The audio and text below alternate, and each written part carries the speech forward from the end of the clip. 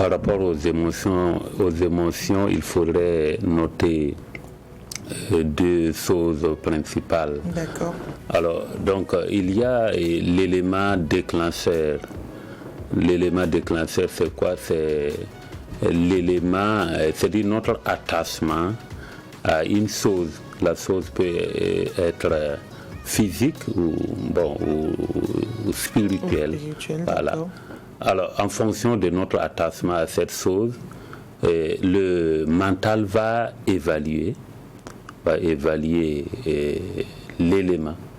Voilà. Et par ses fonctions cognitives, le cerveau va transmettre un message. Alors, donc, en transmettant ce message, c'est le corps qui va réagir. Ça veut dire qu'il faut noter bien cela. C'est quand il y a cette réaction de la part du corps physique qu'on parle d'émotion. Sinon, ça pourrait se résumer seulement à un sentiment. Voilà. Donc, c'est qu'on peut dire brièvement par rapport à ce que une émotion peut être. Voilà, on peut dire que c'est la réponse de chacun. Mais la réponse de chacun est particulière. Voilà, particulière, parce qu'en fonction de notre, en fonction de notre attachement. Notre attachement à l'élément, mais en fonction aussi de chacun par rapport à ce que nous avons conditionné notre psychisme. Est-ce qu'on peut dire de la personnalité tout simplement? De notre personnalité, parce que nous avons construit depuis par notre histoire, par notre vécu, notre culture. Voilà, c'est ça qui nous rend attachés à une chose. Nous considérons que nous avons des considérations différentes. Voilà, et nous répondons en fonction de ça. Vous savez, il y a des émotions que nous vivons en tant qu'individus, c'est-à-dire personnellement. Je peux être triste pour moi-même, sans la contaminer à un groupe. Et là, on parle d'émotions personnelles. Mais quand il s'agit des émotions telles, par exemple, quand on prend la jalousie, on ne vit pas la jalousie seul. Voilà, c'est quand on est accompagné d'un groupe ou d'une personne. Voilà, là, c'est comme si nous vivons l'événement, mais nous la transmettons aussi autour de nous. Voilà, là, il faut parler d'émotions sociales. Voilà, et là, le problème, c'est que nous, en vivant cet événement, ce n'est pas les conséquences, nous les partageons également. Donc, ça veut dire qu'il faut que nous soyons responsables. Pourquoi? Parce que quand nous vivons nos émotions et que nous infectons notre société, alors donc ça veut dire qu'il y a quelque chose à faire. Donc pour améliorer notre relation sociale, il faudrait que nous améliorons également nos émotions. Voilà. La bonne gestion des émotions, ça s'apprend. Et là-dessus, je pense qu'on peut prendre quelques émotions, appelées émotions de base, pour essayer de allons-y donc les évaluer. Pour les émotions de base. Donc ces émotions, on peut prendre par exemple la tristesse. La tristesse ou la colère ou la peur. Je peux d'abord dire que toutes les émotions sont nécessaires.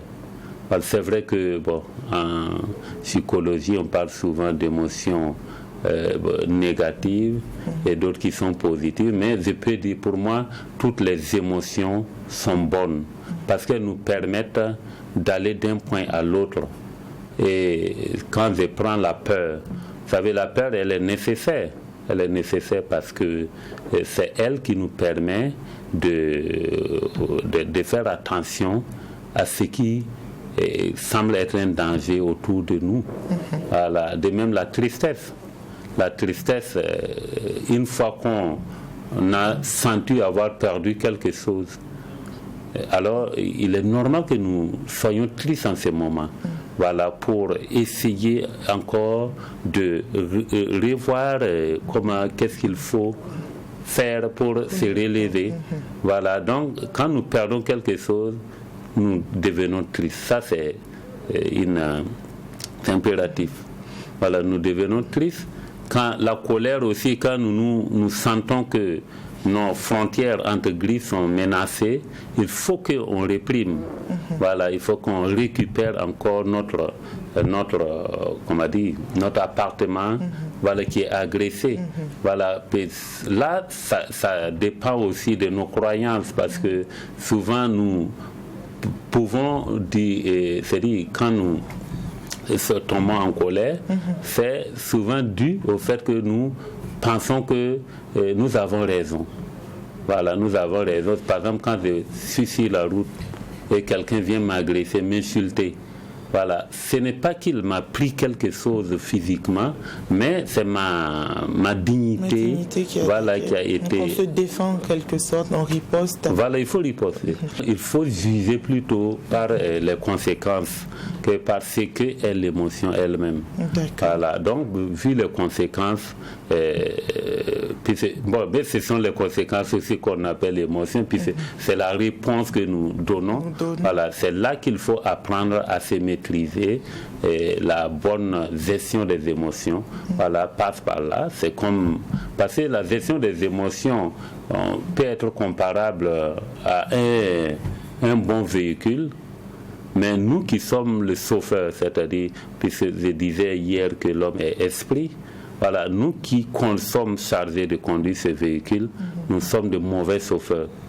Voilà, ça veut dire que nous n'allons pas pouvoir bien prendre l'itinéraire, voilà, nos itinéraires, voilà. Donc c'est pourquoi il faut apprendre toujours à bien gérer nos émotions. Une addiction, bientôt on va les voir, c'est une blessure émotionnelle.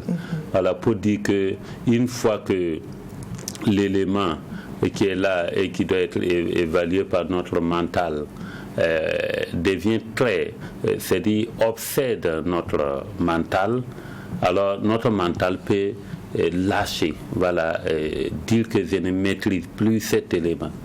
Et en ce moment, à chaque fois que l'élément est présent, alors nous n'avons plus la capacité de dire non, parce que notre mental n'est pas désiste déjà. Voilà, donc en ce moment, nous devenons esclaves, dépendants, voilà, de l'élément. Donc c'est dès lors qu'on peut parler d'addiction.